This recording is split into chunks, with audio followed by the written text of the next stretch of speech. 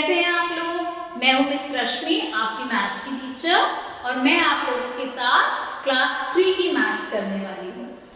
ये special exclusive programme आप लोगों के लिए बनाया गया है, जिसमें मैं आपको ऑनलाइन और आपके कैट्स आपको ऑफलाइन पढ़ाएंगे। इस प्रोग्राम में आपको आपके सब्जेक्ट की नॉलेज एनहांस करी जाएगी, और किसी भी पॉइंट पे आपको कोई भी डाउट हो, आप अपना हैंड रेज कीजिएगा, तो आपके कैट्स आपको हेल्प करेंगे और आपकी क्वेरी रिजॉल्व करेंगे। तो आप लोग अपना होमवर्क और class work. Hello students, I am Rashmi and I hope you know that we are going to start with mathematics.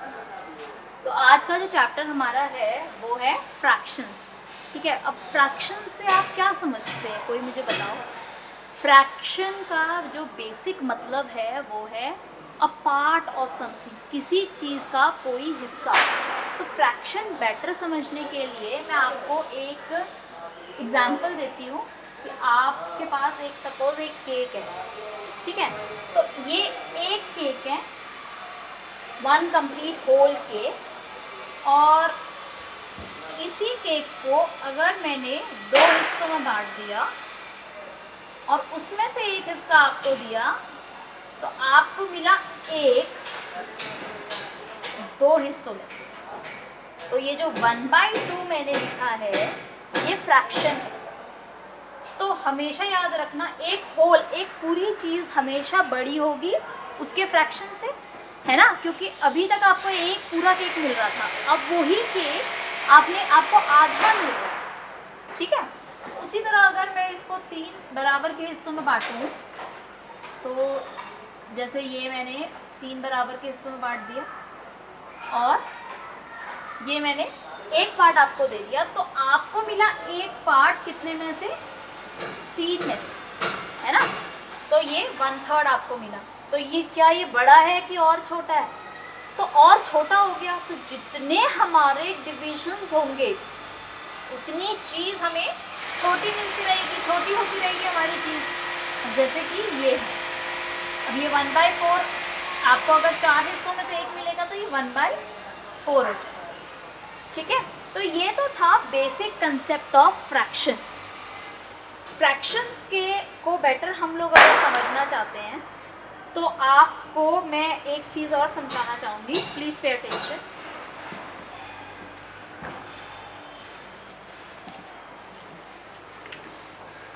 हमारे पास जैसे कि ये हमारे कोई भी नंबर है, जैसे कि 1/10 है, तो ये जो नंबर ऊपर लिखा जाता है इसको कहते हैं हम न्यूमरेटर, और ये जो नीचे होता है वो होता है डिनोमिनेटर। न्यूमरेटर, डिनोमिनेटर, डाउन से डिनोमिनेटर बना और न्यूमरेटर, ठीक है। तो ये बेसिकली ये टोटल पार्ट्स होते हैं जिसमें हमने उसको विभाजित किया है, किसी एक चीज़ को विभाजित किया है, और ये वो पार्ट होता है जो हम कंसिडर कर रहे हैं, ठीक है। तो बेसिकली ये है नंबर ऑफ पार्ट्स,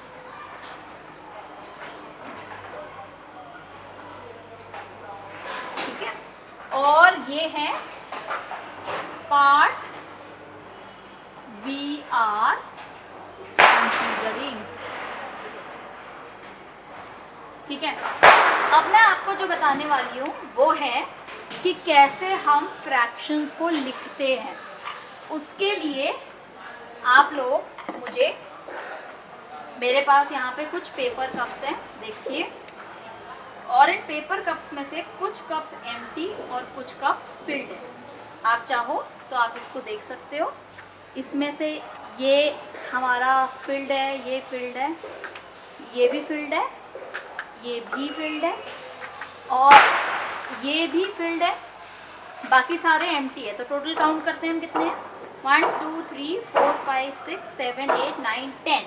हमारे पास 10 कप्स हैं, ठीक है, 10 कप्स हैं हमारे पास। अब 10 में से मैं पूछ रही हूँ फिल्ड कप्स कितने हैं, फिल्ड कप्स कितने हैं 10 में से।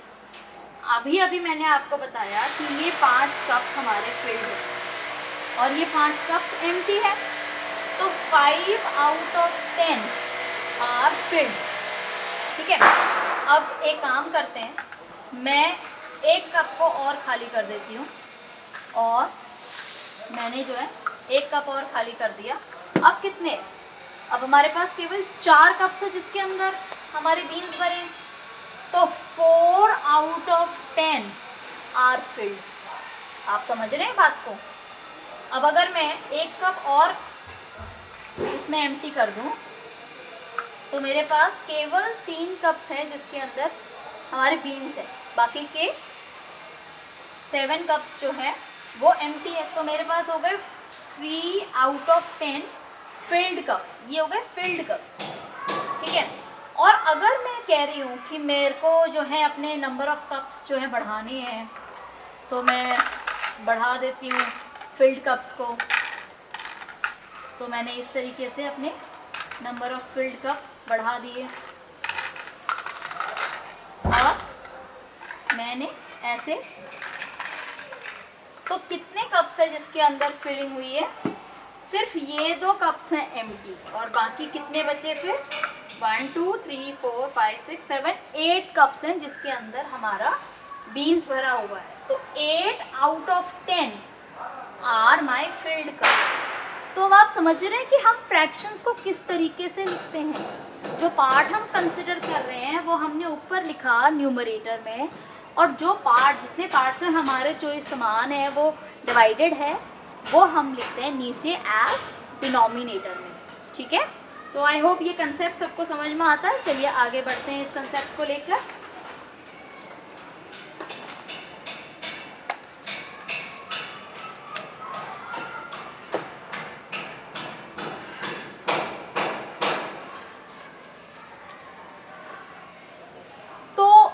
अभी मैंने आपको एक केक का एग्जाम्पल दिया था। उस केक के एग्जाम्पल में मैंने आपको बताया था कि आपको 1/2 मिल रहा है, फिर आपको 1/3 मिल रहा है, फिर आपको 1/4 मिल रहा है।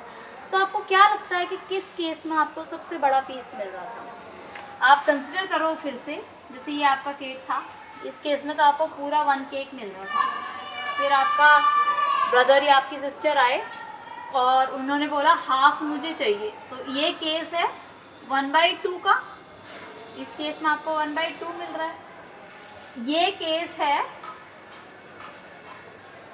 3 पार्ट्स में डिवाइड किया, आपके एक फ्रेंड भी आ गए तो उन्होंने बोला कि भाई मुझे भी चाहिए, तो 1/3 आपको मिला। फिर एक केस है 4 पार्ट्स का, इस केस में आपको केवल 1/4 मिला। फिर मम्मा ने बोला एक पार्ट मुझे भी चाहिए, तो आपको ये किया आपने, तो 1/5 मिला। तो बेसिकली सबसे बड़ा पीस आपको कब मिला? आपको सबसे बड़ा पीस मिला जब आपको पूरा केक मिला। उसके बाद चलो आपने भाई के साथ शेयर किया तब भी आपको बड़ा मिला, लेकिन जब आपने फ्रेंड के साथ किया तो और छोटा होता गया। तो जैसे जैसे मेरा डिनोमिनेटर बढ़ा होता रहेगा वैसे वैसे मेरा फ्रैक्शन छोटा होता रहेगा, ठीक है। तो इसीलिए जितना बड़ा डिनोमिनेटर उतना छोटा फ्रैक्शन, इस चीज़ को आप हमेशा ध्यान रखना। और इसी कंसेप्ट के ऊपर जो अभी हमने पढ़ा है, इस कंसेप्ट के ऊपर हमारा कंसेप्ट चेक 8A एक्सरसाइज है, जो कि अब हम नेक्स्ट करेंगे।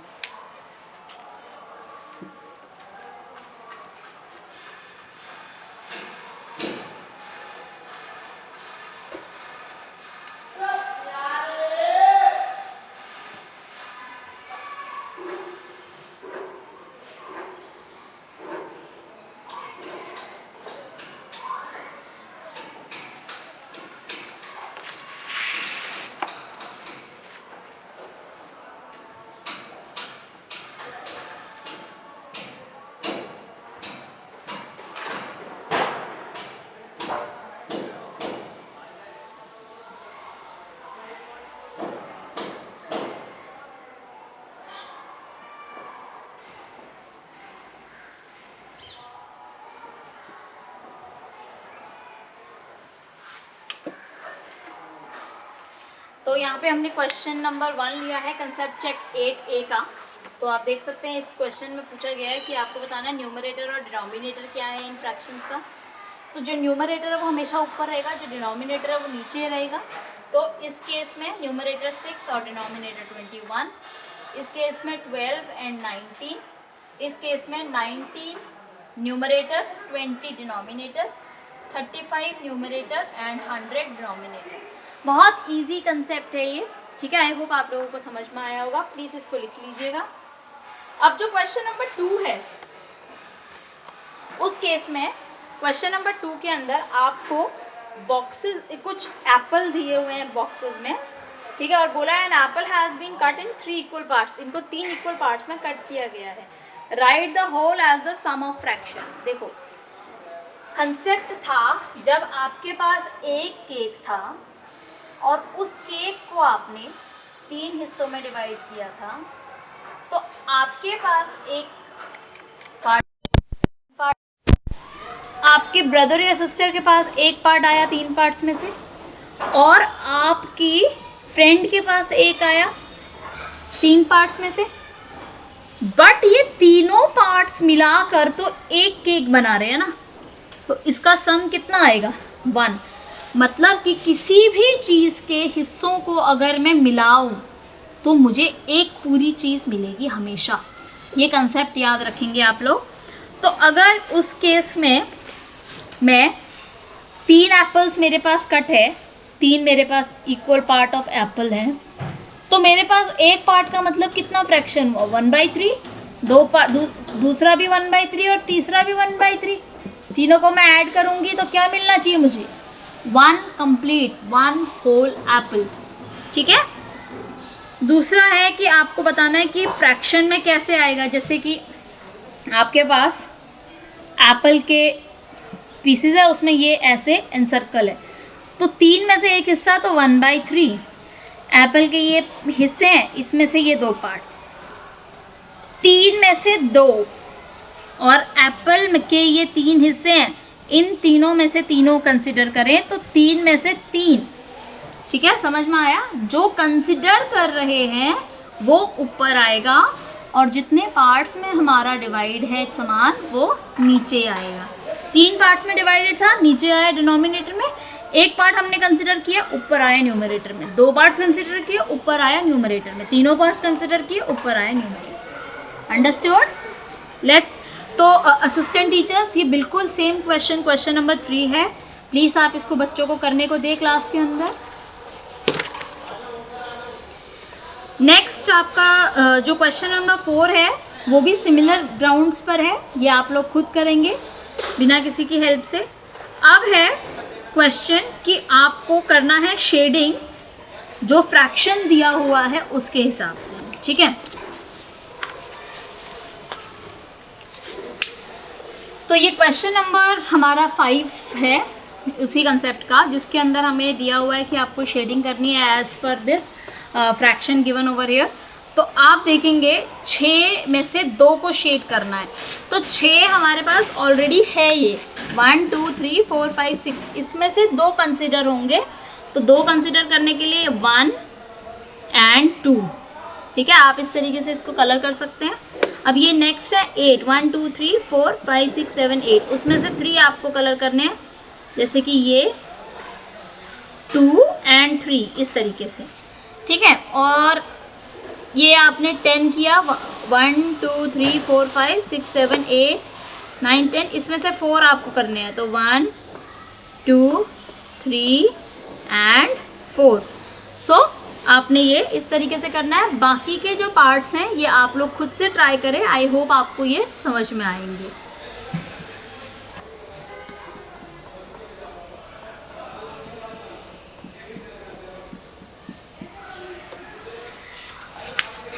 ये नेक्स्ट क्वेश्चन देखिए, इसके अंदर आपको रिप्रेजेंट करना है शेडेड पोर्शन का फ्रैक्शन।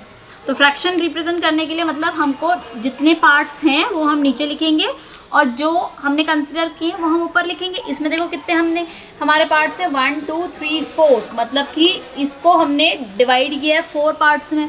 कंसिडर कितने कर रहे हैं? 1 2, तो 2/4।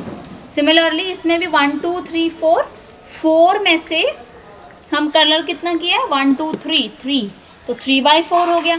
अच्छा, पढ़ने का तरीका या तो आप 3/4 बोल सकते हो या 3/4 बोल सकते हो। Okay, next 1 2 3 4 5 6 7 8 9 10। 10 में से हमने कितने पार्ट कंसिडर किए हैं? 1 2 एंड 3। तो हमने 3 पार्ट्स कंसिडर किए हैं आउट ऑफ 10। तो 3/10 या 3/10 हम लोग इसको करेंगे।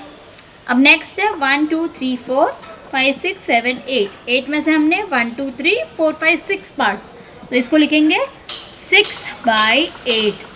तो ये आप लोगों को आई होप कंसेप्ट समझ में आया होगा। आप चाहो तो ऐसे क्वेश्चंस खुद से बना सकते हो, किसी भी फिगर को, किसी भी नंबर को इक्वली डिवाइड करके उसमें से क्या कंसिडर करना है उसको कलरिंग करके आप लोग उसका फ्रैक्शन पूछ सकते हो एक दूसरे से। असिस्टेंट टीचर्स प्लीज़ इस तरीके की कोई गेम आप बच्चों के साथ ज़रूर खेलें।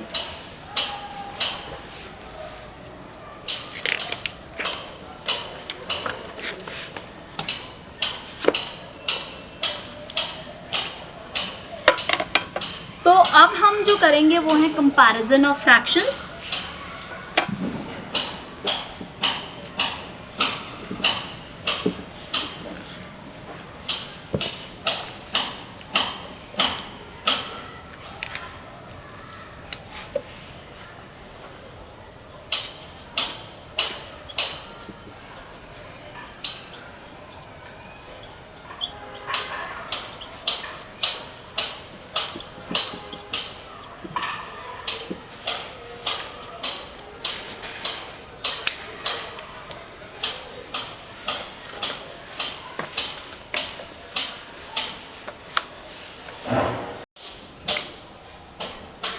तो मैं असिस्टेंट टीचर से रिक्वेस्ट करूँगी कि बचे हुए क्वेश्चंस और पार्ट्स बच्चों के साथ ज़रूर करें, क्योंकि ये कंसेप्ट थोड़ा सा मुश्किल है हमारा। नेक्स्ट क्लास में हम लोग इसको और इलेबोरेट करेंगे और आई होप आप लोगों को ये समझ में आए। Thank you.